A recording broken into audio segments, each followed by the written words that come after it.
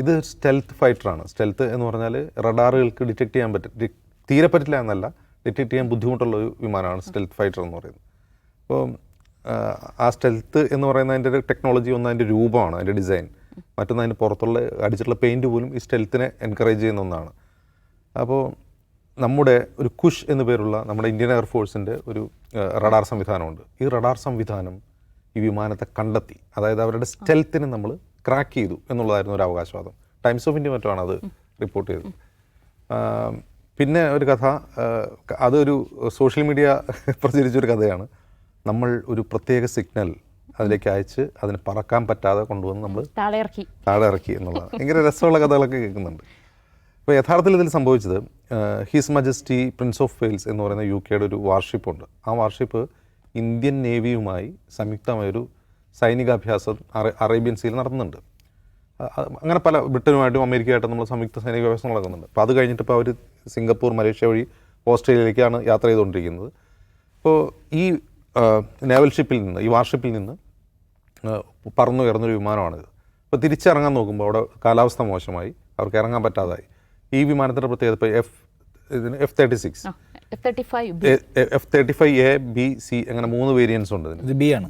B ആണ്. അപ്പോൾ A എന്ന് പറഞ്ഞാൽ സാധാരണ റൺവേയിൽ നിന്ന് പറന്നു വരുന്ന വിമാനമാണ്. ബി എന്ന് പറഞ്ഞാൽ സാധാരണ റൺവേ ആവശ്യമില്ല, ഇതിന് റൺവേ തന്നെ ആവശ്യമില്ല. ഇത് വേണമെങ്കിൽ വാർഷിപ്പിലും വന്നിറങ്ങും, ചെറിയ സ്പേസിലും, നിഷ പറഞ്ഞാൽ ചെറിയ സ്പേസിൽ വന്ന് ഇങ്ങനെ വെർട്ടിക്കൽ ലാൻഡിങ് നടത്താൻ കഴിയുന്ന, അതിൽ വെർട്ടിക്കൽ ടേക്ക് ഓഫ് ഒക്കെ പറ്റുന്ന ഒരു വിമാനമാണിത്. അതുകൊണ്ടാണ് ഇതിൻ്റെ ഹൈഡ്രോളിക് സംവിധാനം വളരെ സോഫിസ്റ്റിക്കേറ്റഡ് ആണ്. ആ ഹൈഡ്രോളിക് സംവിധാനത്തിന് ഇപ്പോൾ ഇവിടെ ലാൻഡ് ചെയ്തപ്പോൾ കേട് വന്നുകൊണ്ടാണ് അത് കിടക്കുന്നതെന്നാണ് നമ്മൾ മനസ്സിലാക്കുന്നത്. അപ്പോൾ ഈ വിമാനം ഇറങ്ങാൻ പറ്റാവുന്നപ്പോൾ ഇതിന് ഇന്ധനക്ഷമത കുറവായതുകൊണ്ട് ഫ്യൂവൽ കുറവായിരുന്നു, അത് ദൂരേക്ക് പറക്കാൻ കഴിയില്ല. അപ്പോൾ ഏറ്റവും അടുത്തുള്ള ഏതെങ്കിലും സിവിൽ ഏവിയേഷൻ ഫെസിലിറ്റിയിലെ പിന്നെ അതിന് ലാൻഡ് ചെയ്യാൻ കഴിയുക. അവർ എന്ത് ചെയ്തു, അവർ സാധാരണ മിലിറ്ററി ഈ ഫൈറ്റർ ജെറ്റ്സ് ഒക്കെ എന്തായെന്ന് വെച്ചാൽ ഈ സിവിൽ ഏവിയേഷൻ കമ്മ്യൂണിക്കേഷനായിട്ട് കണക്റ്റഡ് അല്ല. അവർ ആ ഒരു സിഗ്നൽ കൊടുക്കുന്നു, ഞങ്ങൾക്ക് ഇറങ്ങാൻ സൗകര്യമാണ്, അപ്പോൾ അങ്ങനെ അനുവദിക്കുന്നു, അങ്ങനെ വന്ന് ഇറങ്ങിയതാണത്. അതിലെന്തോ തെറ്റായ കോഡാണ് കൊടുത്തത്, അങ്ങനെ എന്തൊക്കെ പറയുന്നത് അമേരിക്കൻ. അത് ഈ ലോകത്ത് ഒരുപാട് ഏവിയേഷൻ ജേർണലിസ്റ്റുകളുണ്ട്.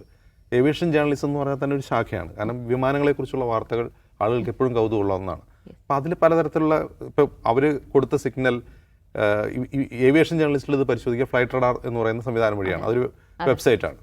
അപ്പോൾ അവർ കൃത്യമായ ഡാറ്റ കൊടുക്കണം എന്നില്ല ഏവിയേഷൻ ജേർണലിസ്റ്റുകൾക്ക്. അപ്പോൾ ഇവർ കൊടുക്കുന്ന ഡാറ്റ തന്നെയാണ് ഇവർക്ക് കിട്ടണമെന്നൊന്നുമില്ല. കാരണം ഇത് വളരെ സീക്രസി ഉള്ളൊരു കമ്മ്യൂണിക്കേഷൻ സിസ്റ്റം ആയതുകൊണ്ട്. അപ്പോൾ അതിൽ വരുന്ന ചില ആശയക്കുഴപ്പങ്ങളൊക്കെയാണ് എന്നാണ് എനിക്ക് തോന്നുന്നത്.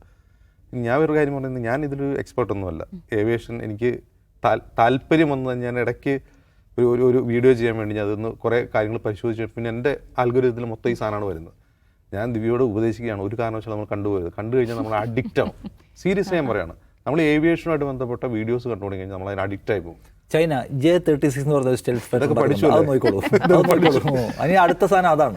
അതായത് നമ്മൾ ഇതിന് അഡിക്റ്റ് ആയി പോകും. അത്ര ഇൻട്രസ്റ്റിംഗ് ആയിട്ടുള്ള സാധനമാണ് ഏവിയേഷൻ വീഡിയോസ്, ഏവിയേഷൻ വാർത്തകൾ. ഇത് ഭയങ്കര രസമുള്ള സാധനമാണ്. അപ്പം ഇതാണ് യഥാർത്ഥത്തിൽ സംഭവിച്ചത്. അവർ ഇന്ധനം തീർന്നു, ഇവിടെ ലാൻഡ് ചെയ്യുന്ന സമയത്ത് അവർ ലാൻഡിങ് ഗിയറിന് ഹൈഡ്രോളിക് സംവിധാനത്തിന് ചെറിയ പശു പറ്റി. ഇതിൻ്റെ കുഴപ്പം എന്താണെന്ന് വെച്ചാൽ ഇത് ഇവിടെ നിന്ന് നന്നാക്കാൻ കഴിയില്ല. ഒന്ന് ലോക്ക്ഹീഡ് മാർട്ടിൻ എന്ന് പറയുന്ന അമേരിക്കൻ കമ്പനിയാണ് നിർമ്മിക്കുന്നത്. ലോക്ക്ഹീഡ് മാർട്ടിൻ്റെ ഇൻസൈഡ് ഫാക്ടറി ഒരു വീഡിയോ ഉണ്ട്, യൂട്യൂബിൽ നോക്കിക്കഴിഞ്ഞു. നല്ല രസമുള്ളൊരു വീഡിയോ ആണ്. അതിൽ അവരെങ്ങനെയാണ് വിമാനം ഉണ്ടാക്കുന്നത്, അവരുടെ ടെസ്റ്റ് പൈലറ്റുമാരെയൊക്കെ പരിചയപ്പെടുന്നത്. അമേരിക്കയുടെ കമ്പനിയാണ്. അപ്പോൾ ലോക്ക്ഹീഡ് മാർട്ടിൻ്റെ ആളുകൾ വന്നിട്ട് നന്നാക്കാൻ പറ്റും. അതായത് സ്റ്റെൽത്ത് വിമാനം ആയതുകൊണ്ട് തന്നെ ഇതിൻ്റെ പെയിൻറ്റിന് ചെറിയ ഇളകിപ്പോയാൽ പോലും അവർ വന്ന് ചെയ്യണത്. അതാണ് അതിൻ്റെ പ്രശ്നം. ഇനി അത് നടന്നില്ലെങ്കിൽ, ഇപ്പോൾ ആരോ വരുന്നുണ്ടെന്ന് കേട്ടു, ഇന്നോ നാളെ കേട്ടാരൊക്കെ വരുന്നുണ്ട്.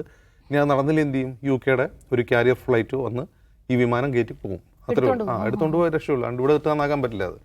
അല്ലാതെ ഈ പറയുന്ന കഥകൾ പലരും അതിശയോക്തിപരമാണ്. ഇത് വളരെ സാധാരണ രീതിയിലൊരു ചെറിയൊരു സാങ്കേതിക തകരാറുണ്ട്. അല്ലെങ്കിൽ അവിടെ ആ വാർഷിപ്പിലേക്ക് ഇറങ്ങാൻ പറ്റാത്തതുകൊണ്ട് ഒന്ന് ഇറങ്ങിയെന്നേ ഉള്ളൂ. ആ വാർഷിപ്പ് പോയി കഴിഞ്ഞു. ഇനിയിപ്പോൾ ഈ സാങ്കേതിക തകരാറ് പരിഹരിച്ച് തിരിച്ച് ആ വാർഷിപ്പിലേക്ക് അത് പോകും. അല്ലെങ്കിൽ ഇത് ഒരു കാരിയർ വിമാനം വന്ന് ഈ ഫ്ലൈറ്റ് കയറ്റി കൊണ്ടുപോകുമെന്നേ ഉള്ളൂ. പിന്നെ ഈ വിമാനങ്ങളുടെ പ്രത്യേകത, ഈ ലോക്ക്ഹീഡ് മാർട്ടിൻസിൻ്റെ F-35 വിമാനങ്ങളുടെ ഒരു പ്രത്യേകത എന്ന് വെച്ചാൽ അത് ഇന്ന് ലോകത്തുള്ളൊരു എഞ്ചിനീയറിംഗ് അത്ഭുതമാണെന്ന് പറയാം. ഇപ്പം നമ്മുടെ കയ്യിലുള്ള ഏറ്റവും മികച്ച പോർവിമാനം, ഇന്ത്യയുടെ കയ്യിലുള്ള പോർവിമാനം റഫാലാണ്. റഫാൽ ഇതും കമ്പയർ ചെയ്ത് കഴിഞ്ഞാൽ ഇത് ഒരുപാട് മുന്നിലാണ്. അത് മോശമാണെന്നല്ല ഞാൻ പറയുന്നത്, റഫാൽ മോശമെന്നല്ല. റഫാൽ അതിൻ്റേതായ അർത്ഥം, രണ്ട് ഫിലോസഫിയാണ്. ഒരു റഫാലിനെ സംബന്ധിച്ച ഒരു എന്താണ് പറയുക, ഒരു മൾട്ടി റോൾ കോമ്പാറ്റ് ഫൈറ്ററാണ്. ഇതിൻ്റെ ഗുണഗണങ്ങൾ നോക്കുകയാണെങ്കിൽ ഇതാണ് കുറേ കൂടി അഡ്വാൻസ്ഡ് ആയിട്ടുള്ള ടെക്നോളജി ഉള്ളത്. ഇതിൻ്റെ റഡാർ സംവിധാനങ്ങൾ മുഴുവൻ ഇതിൻ്റെ സ്പെസിഫിക്കേഷൻ നോക്കി കഴിഞ്ഞാൽ ഇത് ഒരുപാട് മുമ്പിലാണ്.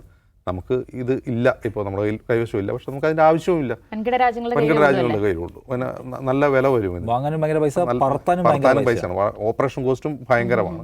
പിന്നെ ഇതെല്ലാം ആത്യന്തികമായി ഇതൊക്കെ എന്തിനാണ്? ആളെ കൊല്ലാനാണ്, നശിപ്പിക്കാനാണ്. അപ്പോൾ നമ്മളിതിനെ അങ്ങോട്ട് മഹത്വവൽക്കരിക്കേണ്ട കാര്യമില്ല. എവിടെ ആളെ എവിടെ മരിച്ചാലും മനുഷ്യരാണ്, മനുഷ്യരെ കൊല്ലാൻ വേണ്ടി ഒന്നെങ്കിലും ഒന്ന് കേടായി പോട്ടെ ജിൻസേ, അത്രേ ഉള്ളൂ.